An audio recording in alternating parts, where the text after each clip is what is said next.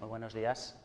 Me presento. En primer lugar, me llamo Carlos Serrano y soy profesor en la Facultad de Económicas en la Universidad de Zaragoza. Bueno, agradeceros la invitación, etcétera, especialmente a Javier, que no ha podido asistir. Si estáis por ahí y queréis hacer algún comentario, pues usaremos ese hashtag en Twitter, ¿vale? Seminario TIDES. Bien.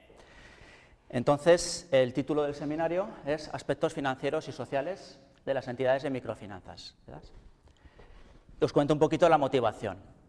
Si sumamos todas las entidades de microcrédito, entidades microfinancieras, que hay en la base de datos más conocida, que se llama Mixmarket, que tiene más de 1000, pues la cartera de clientes es unos 86.000 millones de dólares.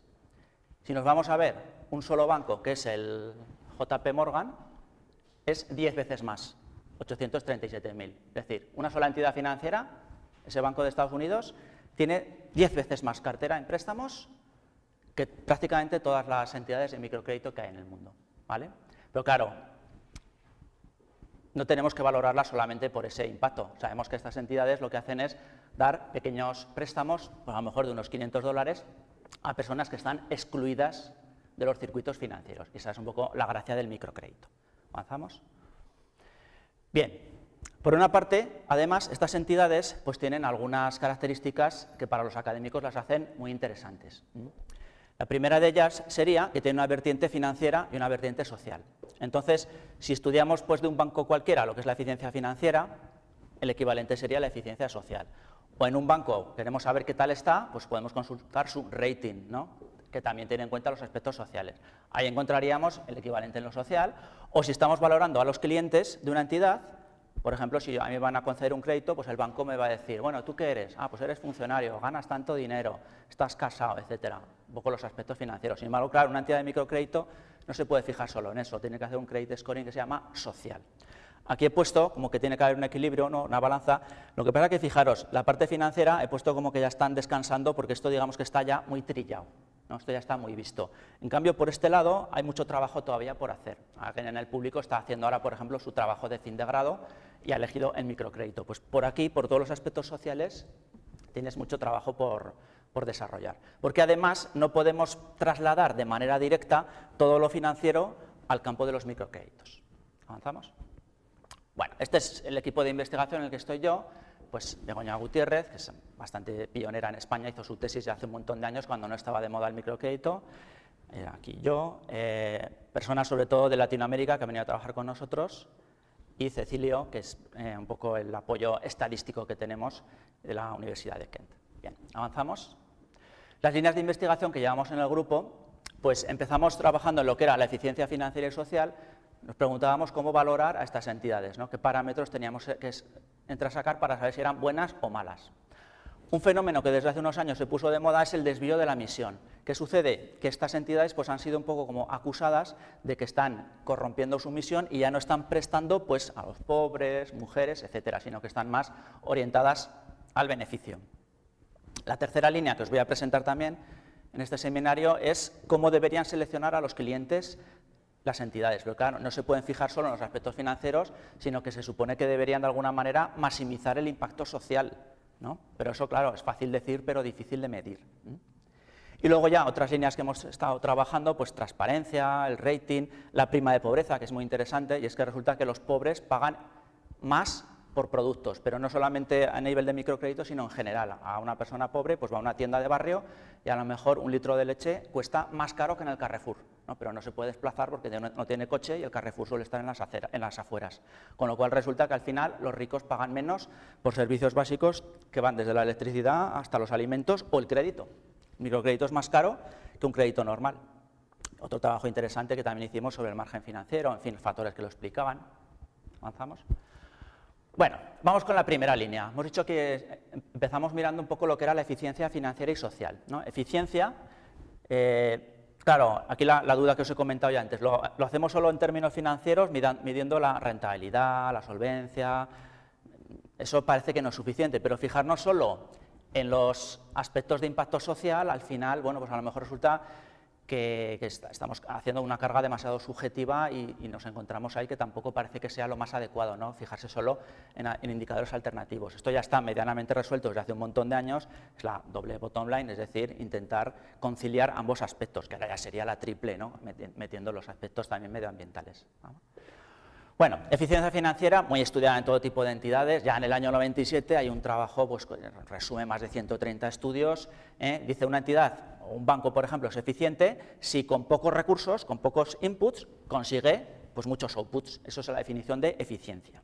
Claro, en los bancos nos encontramos una primera discusión, avanza, es los dos enfoques, intermediación o producción. A un banco lo podemos ver de la siguiente manera. Lo podemos ver como un intermediario que lo que hace es captar depósitos, gente con dinero que deposita allí sus euros, y otras personas que lo que necesitan es un préstamo. Entonces, este sería el enfoque clásico de intermediación, que es uno de los más utilizados. Otra manera de ver a las entidades financieras, a los bancos, es hacerlo como si fueran una empresa, una fábrica en la que tienes unos empleados, pues, la gente que está trabajando en los bancos, unos activos, y como outputs lo que hacen es conseguir depósitos de clientes y realizar préstamos. Entonces, daros cuenta que el enfoque es muy distinto, porque aquí los depósitos están como input y aquí los tenemos como outputs. En el caso de los microcréditos parece bastante claro que nos tenemos que ir al enfoque de producción.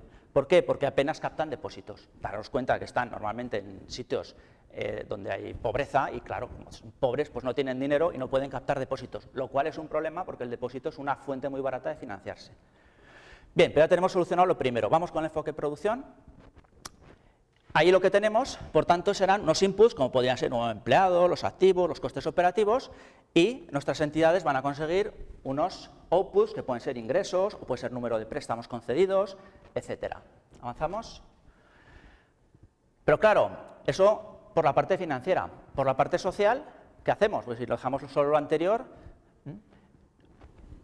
averiguar cuántas mujeres son prestatarias, eso es sencillo, y esa información la podemos obtener. Entonces podemos decir, ¿a cuántas mujeres atienden? Vale, eso es fácil de medir, pero el otro output clásico de estas entidades, que es los pobres, ¿cuántos pobres atendéis? Bueno, es que la pobreza es un concepto relativo, entonces esto ya no es tan fácil de medir. Para hacerlo bien, habría que utilizar lo que se llaman las tablas de pobreza. Este es Mark Schreiner, que lo que hace es, para cada país, este es el caso de Uganda, esta es la bandera de Uganda, pues dice que habría que coger a un potencial cliente y hacerle un cuestionario con un montón de preguntas. Son del estilo, por ejemplo, esta dice, oye, ¿de qué está hecho el tejado de tu casa? Y entonces, en función de eso y de un montón de preguntas, pues ya determina que esa persona es pobre, incluso te lo pone en una escala y son capaces de decirle, mire, ustedes el 90% de sus clientes son pobres, lo están haciendo muy bien. Pero claro, esto, el problema es que muy pocas entidades lo hacen y las que lo hacen además no lo revelan, no está puesto en ningún sitio, con lo cual esa información no la teníamos disponible. Entonces nosotros lo que hicimos fue, pues bueno, discurrir una especie como de un proxy aproximado del número de pobres. La idea es la siguiente, dos entidades que tengan los mismos inputs, ¿cuál será más eficiente en lo social? Pues desde nuestro punto de vista, aquella que dé un montón de préstamos pequeñitos frente a otra, puesto aquí uno con un palo de golf, eso significa un rico, ¿no? Frente a otra que lo que es, pues da unos préstamos, pocos préstamos, pero de gran cuantía. Vamos a comparar dos entidades de Uganda, por seguir con el ejemplo, el Banco Centenario y Finca. Ambas tienen número de clientes parecido, esta 44.000 y esta 36.000. Pero, si nos fijamos en el préstamo medio, aquí el préstamo medio es $778 y esta es 78. Esto más o menos es 3,2 veces el PIB per cápita. Y esto, pues lógicamente, la décima parte. Entonces, ya se ve a ojo como que esta socialmente va a ser una entidad más potente, ¿no? Pues vamos a avanzar. Claro, ya nos inventamos una especie de indicador que era, como tenemos de diferentes países, lo primero que es coger el préstamo medio y dividirlo por el PIB per cápita, ¿no? Y así podemos comparar Uganda con Colombia, por ejemplo. Y luego, la segunda parte es hacerlo relativo. Y decir, mira, si tenemos todas estas entidades en Uganda, pues vamos a quedarnos, vamos a ordenarlas y con el tamaño del préstamo.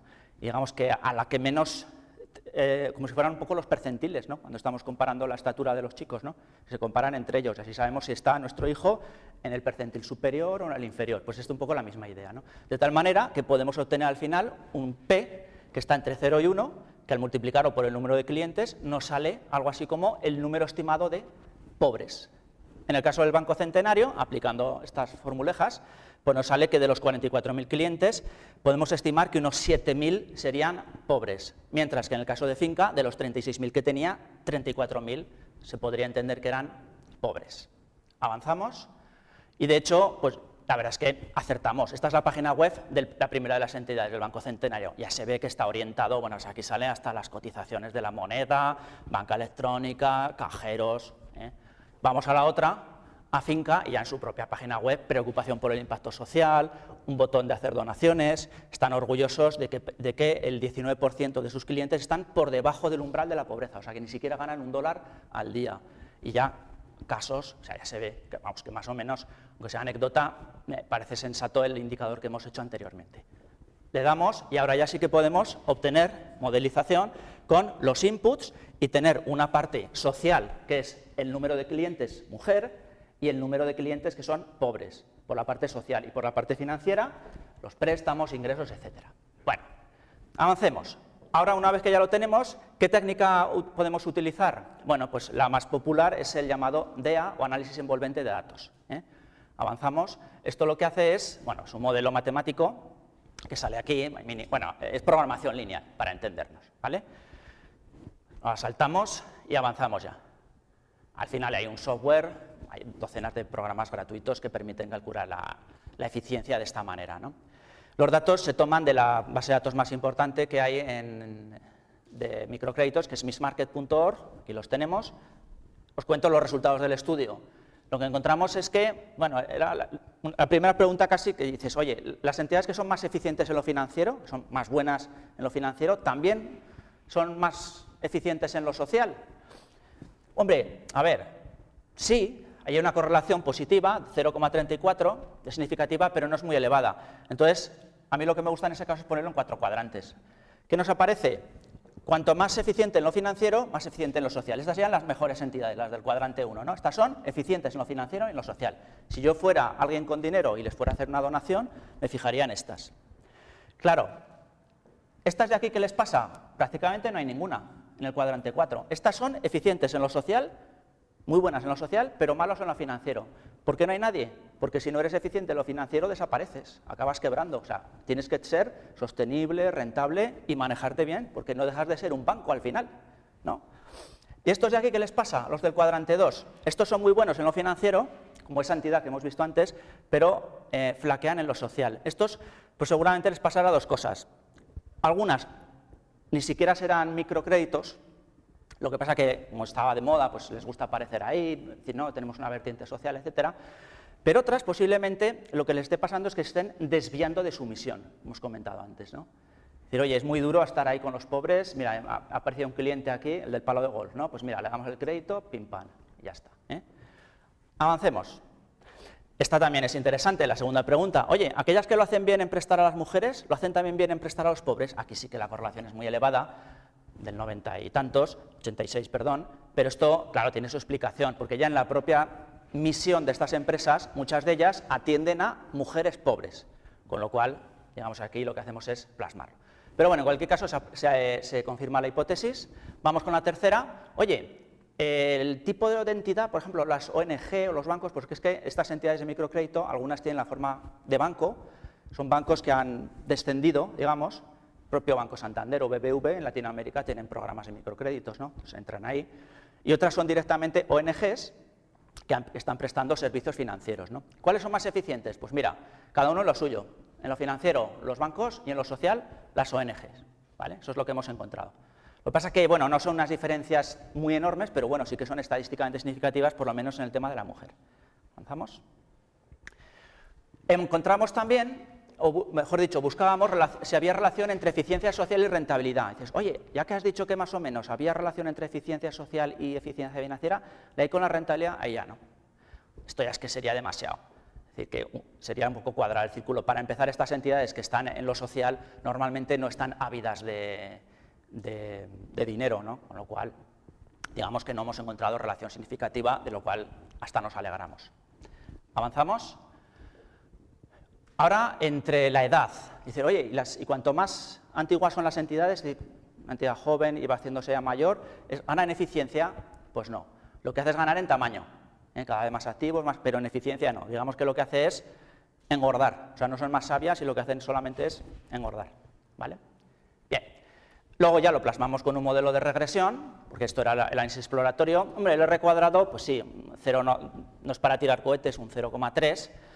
¿Y esto nosotros cómo lo interpretamos? Pues que hay otros aspectos, lo que queremos explicar, la eficiencia social, que nos explican por lo que encontramos en las cuentas anuales. Aspectos pues, bueno, que irán desde la buena gestión, la responsabilidad corporativa, el conocimiento del negocio, etcétera, y digamos que queda abierto para hacer nuevos estudios. Bien, en conclusión, hemos encontrado correlación positiva pero baja entre eficiencia financiera y social. Recordar el cuadrante aquel en el que veíamos que no había entidades eficientes en lo social, pero no en lo financiero, porque esas lo que hacen es quebrar. Relación significativa y positiva entre los dos tipos, atender a pobres y atender a mujer. Las ONG son más eficientes en lo social y la última, que de esta ocasión era que hay muchas entidades, recordar el cuadrante que lo teníamos aquí arriba a la izquierda, que eran eficientes en lo financiero pero no en lo social, y eso podíamos plantear si era un indicio de desvío de la misión. Y precisamente el segundo estudio que vemos ahora tiene que ver con eso, desvío de la misión. Hemos comentado un poco lo que era, ¿no? Esto es un tema así más o menos ahora que se está investigando bastante, ¿no? Desvío de la misión sería dejar de atender a los más pobres. Otra cosa que están siendo acusadas estas entidades es que tienen algunas mucha orientación al mercado y a maximizar beneficio.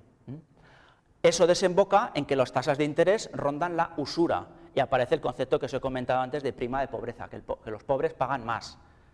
E incluso, en algunos aspectos ya muy puntuales, en la India sobre todo, han sido acusadas de falta de ética, que bueno, presionaban tanto a los pobres para que devolvieran el crédito que llegaban a suicidar, y esto fue un escándalo, ¿no? Bueno, vamos a estudiar, por tanto, en primer lugar, el desvío de la misión. ¿Avanzamos? Aquí el que acuñó el término es el mismo que inventó lo del microcrédito, ¿no? El premio Nobel Muhammad Yunus, que en una conferencia dijo: las entidades que cobran un tipo de interés que supera en un 15% al coste de su financiación son tiburones financieros. Hombre, lo que pasa es que luego nosotros descargamos todos los datos de Miss Market y digo, hombre, con esa definición pues casi te has pasado, porque es que encontraríamos que el 71% de las entidades son tiburones, y eso tampoco es verdad. Lo que pasa es que él puede que lo que hiciera fue comparar su propia entidad con algunos de los competidores que tenía, y es una entidad muy eficiente, ¿no? Hay que tener en cuenta que de cada euro que presta una entidad de estas, la mitad son costes administrativos. Si miramos nosotros en la banca española, pues eso no es ni el 8%, ¿vale? El coste de administración. Pero claro, es que aquí, ¿qué sucede? Que para dar un pequeño crédito de $300, pues tienes que estar sentado con una persona, atenderlo media hora, rellenar un formulario, meterlo al ordenador, y eso te da igual que el crédito sea de $300 que de 40.000, lo tienes que hacer igual. Y eso al final hace que aumente muchísimo los costes administrativos, que son los culpables, digamos, del elevado margen que cobran estas entidades. Bien, pero avancemos. Nosotros, de todas maneras, ya sabíamos que había desvío de la misión. Esto era una estudiante de Colombia, que hizo el doctorado conmigo, que tenía un compañero que estudió también Administración de Empresas, tenía una gran, responsabilidad social, el mozo, y empezó a trabajar en una entidad de microcrédito y de unos meses horrorizado de lo que vio allí. ¿Por qué? Decía, mira, entre otras cosas, dice, a los oficiales de crédito, que son los que trabajan, pues a los 40 que habían conseguido más beneficio, les daban un Suzuki Vitara. Macho, eso no pega, porque además no eran por objetivos sociales, era puro beneficio, ¿no? Con lo cual, nosotros ya sabemos, y este también es muy famoso, este ha salido en varios artículos, el caso de una entidad que se llama Compartamos, la sacaron a bolsa y se hicieron ricos, se forraron, ¿vale? Entonces dice, macho, aquí social, en fin. O sea que ya sabemos qué indicios había, ¿no? Avancemos, pero ahora vamos a hacerlo ya con estadística. Bueno, buscábamos un modelo explicativo y encontramos que era razonable pensar en Pareto, ¿no? Pareto, ya sabéis que es italiano, que en el año 1906 es el que sacó el principio de Pareto, que dice que, bueno, el 20% de la población posee el 80% de la riqueza. Eso lo hizo con datos de Italia de aquel momento y hasta del Imperio Romano, de la Edad Media, o sea, siempre. Y si veis a la Wikipedia, miré hace unos días, y ahora pues salía también eso, ¿no? Que el 20% de la población tiene el 82,7% de la riqueza. O sea, esto parece que es inmutable. Al final no es más que una distribución de Pareto. En vez de la función normal, que es la más normal, la que es la estatura de las personas, la función normal, ¿no? 1,70, los altos 1,80, los bajos 1,60. No, pues esto es Pareto. ¿vale? Los ricos y un montón de pobres. Avancemos. Al mundo de los negocios, Juran en el año 41 es el que acuñó esta, que todos conocéis también, de que el 80% de los beneficios de una empresa proceden de un 20% de los clientes. Estos son los clientes, los buenos, a los que tienes que mimar, porque con unos poquitos clientes te suponen el 80% de tus beneficios, ¿no? Y entonces, ¿qué pasa? Pues que los bancos funcionan igual y las entidades de microcrédito, pues parecido. Avancemos.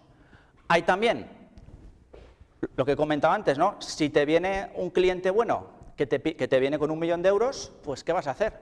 Es que una alfombra roja, ¿no? Arriba del todo tenemos la banca privada, donde tienes tienes un solo cliente y 3 o 4 que te están administrando tu patrimonio al final, ¿no? Esta es la banca convencional y abajo del todo tienes la larga cola de los microcréditos, donde tienes pues oficiales de crédito agobiados con un montón ahí de personas que están pues solicitando un crédito de 200 euros, de 300, o sea, es natural que lo que quieran es ir hacia arriba. Digamos que las entidades de microcrédito van contracorriente, ¿no? En ese sentido. ¿Qué nos esperamos aquí en la larga cola de los microcréditos? Mayores costes operativos, por lo que he comentado. Depósitos escasos, porque son pobres, o sea, no tienen esa fuente barata que he dicho antes, ¿no? de financiarse, como son los depósitos. ONGs, pequeñas instituciones. Pero a cambio, lo bueno es que habrá donaciones, ¿no? Si hay un donante, no va a ir por aquí, irá cuanto más abajo, mejor, ¿no? En cuanto a rentabilidad, es muy similar. Eso ha salido también en muchos estudios. ¿Es rentable el microcrédito? Sí. Básicamente, ¿qué es lo que hacen? Dice, mira, yo quiero ser rentable, me pongo un 10% de rentabilidad, hago mis cálculos. Con estas cuentas me sale que te tengo que cobrar un 40% por tu crédito. Ya está. Como no hay competencia, porque estoy en un sitio donde soy la única entidad que se ha atrevido a llegar allí, pues así es como funciona. Eso, claro, una especie de oligopolio, monopolio, como queramos llamarlo, ¿no? Altos márgenes, la productividad por empleado es alta, pero por el hecho de que hay un montón de público, tienes que atender a un montón de público. Los oficiales de crédito, o sea, la productividad de los empleados. La estructura financiera es muy similar, da igual, o sea, eso no cambia, al final son entidades financieras, son mucho más solventes que los bancos. ¿Pero por qué? Pues los bancos rotan muchísimo y en lo que es la cartera, etcétera, y estos, bueno, pues normalmente están ahí demasiado solventes casi, en ocasiones, ¿no? Y el riesgo es similar. Hay gente que no conoce, piensa que el microcrédito va a ser más arriesgado. No, hay un refrán en inglés que dice poor always pay back, el pobre siempre paga, y es verdad. Los niveles de morosidad son muy similares. ¿Avancemos? Bueno, entonces lo que hicimos fue un indicador para medir ese desvío de la emisión, ese emission drift, que es como el que hemos visto antes del número de pobres, pero extendido a más cosas, ¿no? Por ejemplo, al porcentaje de rural, al porcentaje de indígenas, al porcentaje de mujer, y luego calculábamos con eso también los percentiles, de tal manera que podíamos obtener un indicador entre 0 y 1. Esta, por ejemplo, sería la entidad más centrada de todas, ¿no? Al final nos sale un indicador de 0. Y la más desviada, un emission drift, 0,96, ¿no? Bien, avancemos. Lo que hicimos fue un pequeño truco, hombre, aunque el indicador este de emission drift es una variable continua, pues aquí lo que hicimos fue hacer dos grupos, coger las 100 más centradas y las 100 más desviadas para el exploratorio. Luego la variable continua lo usaremos para datos de panel, para la regresión, pero esto, es bueno, abro un paréntesis, esto se me ocurrió leyendo a Ramón y Cajal, ¿no? Que hicieron una exposición en Zaragoza y parece que lo que él encontró, había muchos que estaban buscando la neurona, pero no la encontraban, ¿no? Y todos hacían lo mismo, que eran coger ranas y animales, hacerles esos cortes, mirar con el microscopio, pero no veían nada. Y a él se le ocurrió coger ranas jóvenes, porque decía, las ranas, si son muy jovencitas, seguro que todavía no tienen desarrollado el cerebro y a lo mejor puedo ver algo. Y efectivamente, ahí les ganó. Pues yo leí eso y digo, hombre, pues voy a hacer lo mismo. Voy a cogerme las 100 más centradas y las 100 más desviadas, y así seguro que veo las cosas más claras. Vamos a verlo. Empezamos con el exploratorio, bueno, estos son los ratios financieros que utilizamos para el contraste de hipótesis. Vamos con el primero. Era el de los costes operativos. Aquí los tenemos, ¿no? A lo largo de varios años, 2006, hasta el 2010, las centradas sufren mayores costes operativos, las que están en línea continua, prácticamente más del doble que las desviadas. ¿Sí? Que en la larga cola de los microcréditos nos encontramos altos costes operativos, tal y como nos esperábamos. Vale, avancemos. Depósitos, lo contrario. Prácticamente no hay depósitos. Cuanto más centrada estás en tu misión, a más pobres, digamos, que atiendes, a los pobres de entre los pobres, y esos no tienen depósitos. O sea que aquí esto era también obvio. El exploratorio está saliéndonos bien. Avancemos. ONGs, aquí no puedo hacer los diagramas de caja, pues hace un test de hipótesis y nos sale también que a la final de la larga cola predominan las ONGs. Avancemos. En cuanto al tamaño, cuanto más avanzamos en la larga cola de los microcréditos, nos encontramos ahí las entidades más pequeñitas, ONGs que son capaces de llegar hasta el último rincón, ¿vale? En cambio, a lo mejor el BBVA, aunque entra en Colombia, pone la oficina en Bogotá, ¿vale? Avancemos. En donaciones, lo que habíamos predicho, ¿no? Que las más centradas reciben más donaciones, lo cual, oye, también es buena noticia, señal de que funciona, ¿no? Porque si viene dinero de Holanda, etcétera, lo lógico es que vaya más a estas entidades, ¿no? Avancemos. En rentabilidad, lo que os había comentado, la misma. No hay, por lo que os digo, esto funciona así. Yo quiero un 10% de rentabilidad. Ya haré lo que sea. ¿Qué? Pues subir el margen. Lo vas a pagar tú, ¿vale?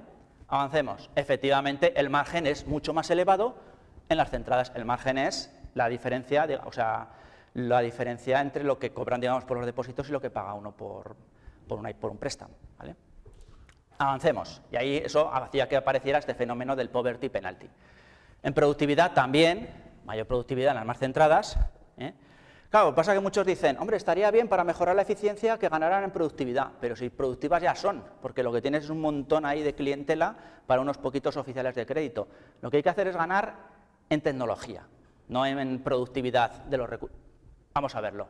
Estructura, hemos dicho que no iba a cambiar nada. Y en el siguiente, que es el de riesgo también, mismo riesgo al final de la larga cola, tal y como hemos comentado anteriormente. Avancemos. Lo hacemos con regresión logística, como tenemos dos grupos, los centrados y los desviados. Oye, metemos las variables y, bueno, el porcentaje de acierto sería el 80%, es decir, que si me dais los datos financieros de entidades, podemos predecir con un 80% de acierto si la entidad se va a desviar o no, lo cual está, bueno, pues bastante bien, pero que no es nada del otro mundo porque parece bastante coherente. Luego ya con datos de panel, porque tenemos datos de varios años, pues estimamos los modelos, etcétera, sale obviamente lo mismo. Sería muy raro que en un exploratorio te saliera una cosa muy distinta luego de lo que vas a encontrar haciendo modelos de regresiones y datos de panel. Avancemos. ¿Hay solución? Pues mira, leímos este trabajo de Anderson, es un periodista económico, no es un científico, pero sacó un bestseller que se titula La larga cola, y él mantenía lo siguiente, decía, mira, hay un sector que saca dinero de la larga cola, y es el del comercio electrónico, ¿vale? Vamos a verlo, avanza. Esto es una tienda de libros. Sabéis que la empresa más importante de comercio electrónico es Amazon, ¿no? Que empezó siendo una librería, ¿no? Claro, como está por culpa de Pareto, por ejemplo, en el escaparate, como está muy limitado, si tú fueras una tienda de libros, ¿qué pondrías? Los bestsellers, ¿no? En este caso, libros de Arturo Pérez Reverte, o sea, lo que más se vende por aquí. ¿Y a quién atenderías muy bien? Porque tu tiempo es limitado. Pues atenderías, si yo regentara una librería, atendería, por ejemplo, a un colegio, ¿no? Porque sabes que viene el colegio y te interesa que, oye, mándame a los chicos aquí, ¿no? Eso sería un buen cliente, ¿no? Pero si estás en comercio electrónico, todo eso te da igual. ¿Por qué? Porque eres una página web, tienes un catálogo inmenso. Amazon tiene un catálogo de millones de libros. Y de todos ellos saca el mismo beneficio. De que a mí, ¿qué más me da vender libros de Pérez Reverte que libros que a lo mejor hay una edición que solo quedan 3, 4? Da igual. Entonces, ellos presumen de que sacan beneficio de la larga cola y su catálogo cada vez es más grande. Y cuanto más grande es el catálogo, más dinero ganan incluso. Con lo cual, digamos que le han dado la vuelta al principio de Pareto. Al fin y al cabo, esquema Dupont, ¿no? Margen por rotación. Dice, oye, margen pequeñito, elevada rotación, catálogo de 10 millones de libros y a funcionar. Avancemos, nosotros algo así es lo que proponíamos también para las entidades de microcrédito. Y hay plataformas como Kiva, en la que directamente con página web, sin que haya coste de administración, prácticamente, pues yo puedo donarle a esta persona, a Karen, pues un dinero, o puedo prestárselo, etcétera. Por tanto, las plataformas online de préstamos P2P, para mí son el presente y el futuro, ¿no? Lo que no tiene tanto sentido es lo anterior, porque vas a ir, sino a elevados márgenes que al final los van a acabar pagando los pobres, ¿no? Deja que los ordenadores hagan el trabajo. Avancemos.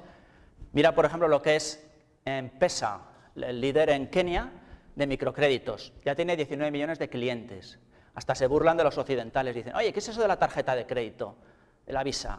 Muchísimo mejor pagar con el móvil. Esto lo he puesto ya porque era viejo, pero lo he puesto a idea. Ahora ya lo tenemos también aquí, ¿no? Posibilidad de pagar con móvil, etcétera. Pero ellos fueron pioneros en esto, ¿eh? Y el microcrédito también, avancemos. Han sacado ya incluso la nueva versión que te permite llevar contabilidad, o sea, es tu registro, o sea, una monada.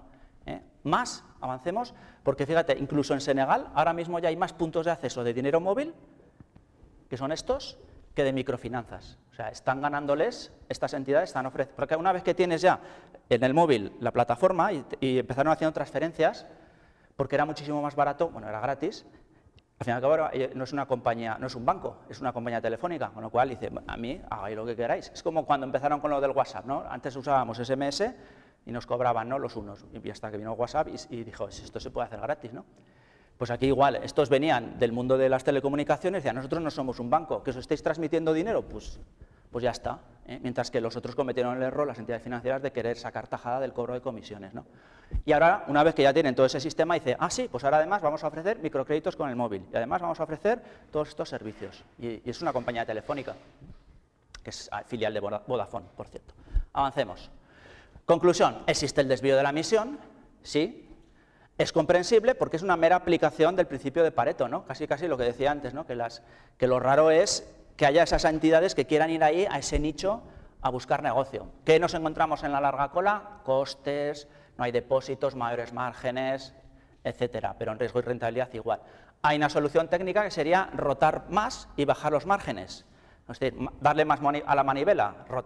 Claro, el esquema DuPont, ¿no? Rentabilidad igual a margen por rotación. Si quieres mantener el margen, no te va a quedar más remedio que subir la rotación. Pero eso, ¿cómo lo tienes que hacer? No a base de tus empleados, de darles con el látigo para que hagan más microcréditos, sino a base de tecnología, ¿eh? Y hay que enfatizar en el cumplimiento de la misión social. Es decir, oye, si de verdad vosotros sois una entidad microfinanciera y os lo creéis, pues tenéis que estar ahí en la larga cola, tenéis que repasaros bien lo que queréis ser, vuestra misión, y no podéis ser meros bancos, sino para eso lo va a hacer mejor el BBVA que tú. Avancemos porque precisamente en el tercero de los trabajos hablamos de eso, del credit scoring, ¿no? Credit scoring, ¿sabéis qué es? Lo que os decía, ¿no? Cuando yo voy a pedir un crédito a una entidad financiera, me preguntan, oye, Carlos, ¿y tú cuánto ganas? Pues tanto. ¿Y estás casado?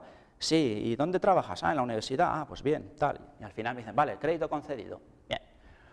Esto lo pongo porque para los académicos este trabajo tiene el récord. Nos lo han rechazado 15 veces y en la 16 nos lo han aceptado, con lo cual, hasta además en una revista que no está mal, ¿vale? Con lo cual, pues happy, lo pongo aquí. Bien. ¿Qué variables incluir, por tanto? Si vamos a hacer un credit scoring para una entidad microfinanciera, tendrá que ser financiero y tendrá que ser también social. Pero claro, si estamos mezclando financiero y social, ¿cómo lo sumamos? Imagínate, no, es que nos viene este cliente que, bueno, desde el punto de vista financiero regular, pero desde el punto de vista social, muy bien. ¿Y eso cómo lo sumas? ¿Y cómo sumamos peras y manzanas? Pues ahora lo veremos, eso ya lo han inventado los de investigación operativa. ¿Qué técnicas son las más apropiadas? Claro, normalmente los credit scoring los bancos los hacen con estadística, pero también hay otro tipo, que es hacerlo en plan sistema experto. O sea, coges a gente que sabe y te organiza pues lo que se llama bueno, sistema experto, sabéis que es en teoría una rama de la inteligencia artificial, en la práctica es software, que lo que trata es de introducir en un sistema informatizado pues el conocimiento y el juicio de especialistas humanos en la materia. Normalmente nos tendremos que ir aquí, porque aquí hay muy pocos datos. Avancemos, vamos a ver lo que hicimos. Bueno, ventajas ya os podéis imaginar que reduce los costes, mejora los procesos, atrae inversores, pero el problema es pues todo el tema social que os comentábamos y el tema de la falta de datos, ¿no? Pues es que estás en África y en una oficina y no tienes acceso a una buena base de datos e información como para hacer estos credit scoring, ¿no? Luego hay poco historial crediticio, que la base de los credit scoring suele ser el historial, pero aquí por definición le quieres dar un préstamo a alguien que está excluido. Entonces, digamos que la parte financiera pues suele chirriar. Bueno, vamos a ver cómo lo abordamos. Avancemos. Estos son los trabajos anteriores que ha habido sobre credit scoring de microcrédito, pero la mayoría lo que hacen es replicar modelos financieros. Yo, por lo menos, no habíamos visto en ese momento ninguno que introdujera el tema social. Bueno, todos lo piensan, pero no es fácil, como veremos a continuación. Avancemos. Este es el de, bueno, va a salir en el vídeo, entonces iba a decir la entidad financiera, pero casi en ese caso no la digo. Digamos que es la oficina líder en Aragón, pues le llamamos a un amigo, oye, anda, pásanos un volcado de pantalla de vuestro credit scoring. Y nos dio el volcado, que ya lo veis, ¿no? Pues profesión, contrato laboral, número de años que llevas ahí, trabajando en la misma empresa, los ingresos, es parte del credit scoring, ¿no? Como veis, el historial crediticio y algún intangible que puede haber. Avancemos. Nosotros elegimos esta metodología, AHP. AHP se llama Proceso Analítico Jerárquico y lo inventó Saati. Trata de lo siguiente, si tú quieres comprar un coche y estás indeciso, pues puedes hacer un modelo AH. En ese modelo, ¿qué vas a encontrar? Vas a tener unos criterios. Dices, por ejemplo, ¿a ti qué te preocupa a la hora de comprar un coche? ¿La seguridad? Ah, pues sí. ¿Te preocupa el precio? Hombre, por supuesto. ¿Te preocupa, por ejemplo, el color? Bueno, no mucho. Entonces, ya tienes los criterios. Y luego haces comparaciones pareadas. O sea, ¿qué te gustan más, las manzanas o los plátanos? Como estamos en Canarias, diréis que los plátanos, ¿no? ¿Y qué os gusta más, la manzana o la cereza? Pues la manzana. ¿Y el plátano o la cereza? Entonces, lo hizo por comparaciones pareadas. ¿Por qué? Porque se dio cuenta que era mucho mejor. Si tú le preguntas a la gente si te gusta algo, dices sí, todos dicen sí. Mucho, mucho, sí, 10, 10, 10. Entonces, cuando estás comparando dos, ya te obliga a elegir. Esa es la gracia que tiene. Con lo cual el sistema está bien pensado. Luego de aquí se obtiene una matriz, y de esa matriz una especie de índice de consistencia, lo de menos, y al final, si lo llevamos al campo nuestro, una decisión final, que te quedas con el plátano, o le pones una nota de 6,81 sobre 10, esa es la puntuación. O sea, digo, oye, pues esto parece que se presta bastante, ¿no? Porque podríamos mezclar, pues, lo financiero con lo social, etcétera. Vamos a avanzar, este es el modelico que preparamos. Esta es la valoración final, veis que viene el historial crediticio, la empresa y el proyecto. Si viene uno y dice, a ver, ¿tú quién eres? Ah, pues mira, tienes historial con nosotros, sí, con proveedores, vas preguntando a las administraciones. O sea, esto es el pasado, el historial. Y luego dices, esta es tu empresa, por ejemplo, si es una microempresa, pues dices, ¿y qué tienes? A ver, enséñanos la contabilidad, esa es la posición financiera. Ah, pues mira, la evolución del negocio, la solvencia, mirando las cuentas anuales. Pues sabemos que no solo es importante la contabilidad, sino que también está lo no financiero, ¿no? El equipo directivo, y quién es, y qué habéis estudiado, sois estudiantes que, por ejemplo, o tenéis formación, o la clientela, bueno, los intangibles, ¿no? Y luego, el proyecto que me presentas, ¿no? Eres tú, esta es tu empresa, y aquí tienes el proyecto. Y ese proyecto podemos aplicar criterios financieros, por ejemplo, lo que explicamos en clase, ¿no? El BAN, la rentabilidad esperada, la TIR, ese tipo de cosas, rentabilidad, riesgo, liquidez esperada del proyecto, pero también, y es la novedad, los criterios sociales, ¿no? Es decir, por ejemplo, oye, este microcrédito, ¿qué impacto vas a crear algún puesto de trabajo? Ah, pues sí, vamos a crear 3. Ah, bien, bien. Oye, ¿y tiene algún impacto, por ejemplo, en la formación? Y dice, pues sí, mira, precisamente nuestro proyecto es un proyecto que tiene mucho que ver con formación y, vale. Oye, ¿y con el medio ambiente? Ah, no, medio ambiente no, nosotros no tenemos ni impacto positivo ni negativo. Ah, y en la salud, lo que hicimos fue coger los objetivos del milenio de Naciones Unidas. Ya veis que en realidad el modelo es integral y sirve para todo, porque claro, cualquier cosa que se le ocurra a alguien, es preguntar ahora, oye, ¿habéis tenido en cuenta esto? Diré, sí, aquí. ¿Por qué? Porque todo es pasado, presente o futuro. Todo es contabilidad o intangibles.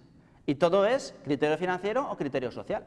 Con lo cual, digamos que el criterio es, el modelo es integral, holístico, comprensivo, que se dice también, ¿no? Avancemos. Bien, luego viene el sistema este, que os he dicho, lo tenía en hoja de cálculo, no me ha funcionado, pero bueno, si queréis la podría dejar el modelo entero, porque es muy entretenido, porque luego dices, oye, ¿tú qué valoras más, los criterios financieros o los sociales? Mueves una barrita y ya te sale, ah, pues mira, el 75%, ¿no? Moderada preferencia de criterios sociales sobre criterios financieros, y moviendo la barrita te salen otras cosas, ¿no? Y así preguntas a todas las personas de la organización. Avancemos. Hicimos un caso real con una entidad de microcréditos colombiana, se llama Fundesan. Ahí contactamos, pues avanza, con la junta directiva, ¿vale? ¿Nada más? Eso, con la junta directiva, con los directivos y con los analistas de crédito, ¿no? Nos juntamos por separado, la persona que digo que hizo la tesis doctoral, ¿eh? Y una cosa interesante es, oye, ¿tienen las mismas preferencias? Porque podía ser que la junta opinara una cosa, los directivos otra y los analistas de crédito hicieran lo que les diera la gana. Vamos a verlo, dale. Pues precisamente así medio pasaba. Resulta que la junta es los que fundaron esta institución. Eran profesores de universidad, gente muy así, muy teórica, digamos también, pero con buenas cualidades humanas. Que, oye, pues vamos a hacer una entidad de microcrédito, tal. Luego buscaban unos ejecutivos para que la pusieran en marcha y luego están los analistas que hemos visto, ¿no? Claro, les preguntabas a la junta y dice, ¿vosotros qué es más importante? Y al final lo que nos salía, después de mover todos esos palitos, esas barritas, que ellos lo que buscaban era el futuro. No, esto es el historial crediticio, nos da igual. Incluso la contabilidad, no, eso nada. Lo que importa es el proyecto que nos están prestando. ¿Para qué queréis el préstamo? Esa es la pregunta clave, nos decía la Junta, ¿no? Oye, ¿y lo financiero? No, la contabilidad, nada, no, ni la vamos a mirar. Lo que importa es las personas, los intangibles, veamos que sois gente capaz de sacar adelante este proyecto, vale. Oye, ¿y qué valoráis más? ¿Los criterios financieros o los sociales? Hombre, por Dios, la duda ofende, lo social. Eso es la Junta, pero en cuanto vas al directivo ya... no, y cuando vas a los analistas, al revés. No, nosotros la empresa. Historial no, porque no hay, pero miramos el qué, la contabilidad. Y nada, lo social nada, nosotros lo financiero. El BAN, el TIR, etc. Dices, ¿desvío de la misión? Bueno, no lo sé si se desvío de la misión, pero como mínimo un gap importante, ¿no? Que esto, luego cuando lo vio la Junta, dijo, oye, pues aquí tenemos que reunirnos a ver qué está pasando, ¿eh? Tampoco digo que esto sea, porque estos luego decían, es que eso, si hiciéramos caso, la entidad quebraría. ¿Vale? O sea, más vale hacerles caso a estos que están sobre el terreno. Dice, bueno, ¿y no podemos llegar a una solución de compromiso? Sí, vamos a agregarlo, avanza, y efectivamente ya, una vez que se hace la agregación, que es lo de menos, pero se calcula la media geométrica, en fin. Bueno, pues ya al final nos salía que lo que más se valoraba era la empresa, digamos, con un 50%, avanza, dentro del historial, sobre todo con las entidades financieras de administración, una empresa que ya había tenido problemas con la administración o con otros bancos, etcétera, esa a veces la descartaban. Más, dentro del presente la posición financiera era más valorada, pero bueno, no tanto, que los intangibles, especialmente la solvencia, dentro de las personas, sobre todo quien solicitaba, eso es lo más importante, el solicitante, y dentro de los intangibles externos, la transparencia, era el que más les gustaba.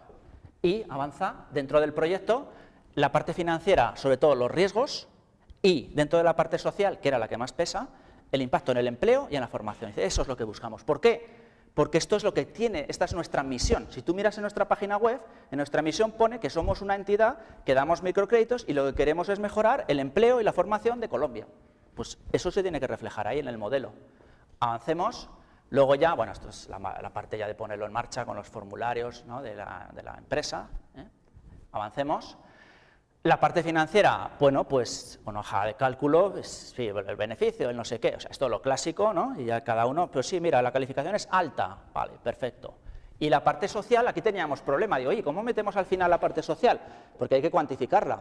Bueno, entonces utilizamos una metodología que no sé si conocéis, que se llama ROI, es la rentabilidad social, Social Return on Investment.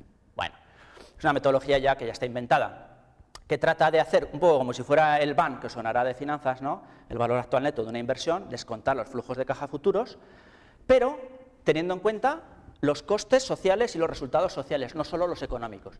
Por ejemplo, se presenta un proyecto, tiene unos costes económicos. ¿Cuánto es este proyecto? 10.000 euros. Vale. ¿Qué costes sociales tiene? Ah, pues mira, hay que cortar una arboleda. Jo, pues eso es muy malo. Esa arboleda, ¿cómo la valoramos? Pues mira, los árboles fijan el CO2, una tonelada de CO2, si lo miras en la bolsa de Sendeco, que es la bolsa donde cotiza el CO2, son 5 euros. Ah, pues mira, ya tienes una cuantificación, ¿vale? Luego resultados sociales, mirad unos proxies financieros, dice, oye, por ejemplo, ¿vosotros qué cosas buenas os vais a hacer? Pues vamos a crear puestos de trabajo. ¿Cuántos? 3. Pues el Estado se va a ahorrar el desempleo, va a aumentar las cotizaciones a la seguridad social, van a aumentar los impuestos, y todo eso se puede cuantificar. En cada país hay unas tablas incluso ya preparadas. Luego ya calculas el BAN y el ROI es el ratio entre el BAN y el coste económico, que más o menos lo que nos dice es lo siguiente: por cada euro que has invertido, ¿cuál es el retorno social? Eso es el ROI. Vamos a verlo con otro ejemplo. Esto no es nuestro, es de una empresa. En este caso querían capacitar a cuidadores a domicilio en vez de residencias de ancianos. Los costes económicos están muy claros. Mira, necesitamos esto, vale, o lo que sea, 11.000 euros. Los costes sociales también los hay. Dice, claro, porque con nuestro proyecto vamos a cerrar residencias de ancianos y eso es malo. Vale, pues tiene unos costes sociales, pero también hay unos resultados sociales, como por ejemplo que ahorras por no enviar al geriátrico, reducción del coste de oportunidad laboral, mejora el nivel de vida de los ancianos, etcétera. Y a cada uso le ponen numéricos. Hay una página web que tiene todos estos proxies. Tú dices, vamos a contratar a una persona en España, eso lo vamos a tasar en 15.000, lo que es una comunidad, una especie de foro, donde la gente que hace estudios sobre el ROI, pues digamos que lo utiliza y los comparte, de tal manera que al final pues sean más o menos homogéneos, esa es un poco la idea. Avancemos, en el caso de nuestra entidad, pues por ejemplo, el valor de un puesto de trabajo lo valoramos a 6 millones de pesos, que era el valor del salario anual de un puesto de trabajo en la empresa del cliente, ¿vale? Y el resto, ¿no?, ahorro de subsidios, porcentaje de ingresos por lo que sea, ¿no?, de impuestos, etcétera, y al final aquí nos salía la cuantificación del valor económico actualizado, 48 millones de pesos, por ejemplo, ¿no?, que era considerada normal, ¿vale? O sea, esto es un poco lo que hacemos. Aquí vemos ya el ejemplo, me viene un cliente, Fidelina Espinel, por decir algo, se introducen todos los datos y se obtiene un cuadro de mando donde aparecen los semáforos aquí con colores, rojo, verde, naranja, en cada uno de los puntos fuertes y débiles. Y por el sistema este que hemos visto de AHP, al final pues, nos va llevando la solución y era el crédito concedido 6,81 sobre 10. Porque a pesar de que el historial era inexistente, parece que el proyecto era muy bueno, especialmente en algunos aspectos de tipo social, y bueno, las únicas debilidades que tenía pues, eran subsanables, ¿no? Bien, y nos pusimos aquí contentos porque quedaron bien contentos también los de Fundesan, incluso cambiaron la propia visión. Dicen, oye, después de lo que nos habéis dicho, pues ahora hemos visto que, mira, han puesto que ahora quieren ser en el 2018 reconocidos como una organización comprometida con el desarrollo social, ambiental y económico del país, ¿no? Bueno, avancemos y, en conclusión, desarrollamos un sistema experto de credit scoring que modeliza las prioridades de los miembros de la Junta, directivos y analistas de Fundesan. Detectamos un gap entre la Junta y los analistas que, aunque esto es anecdótico, si se viera que esto es generalizado en muchas entidades, quizá la causa de esa mission drift sea algo tan tonto como que no hay, digamos, sintonía entre lo que opina la Junta y lo que hacen al final los analistas, ¿vale? Habría que investigarlo. Además de los indicadores financieros, introdujimos indicadores sociales, de acuerdo con la misión social de esta entidad, que en su caso priorizaba empleo y formación, y que el modelo permite analizar debilidades, fortalezas y proporcionar una puntuación final, una calificación del cliente. Se genera un historial cualitativo, trata de medir el impacto social del microcrédito. Justo además ahora estos días hemos retomado con la entidad, con Fundesan, para hacer también otro proyecto ya, bueno, otro tema, que si me invitáis otra vez, pues vendré a contároslo, ¿vale? Venga, pues ya está, hemos acabado, ¿vale? Venga. Pues...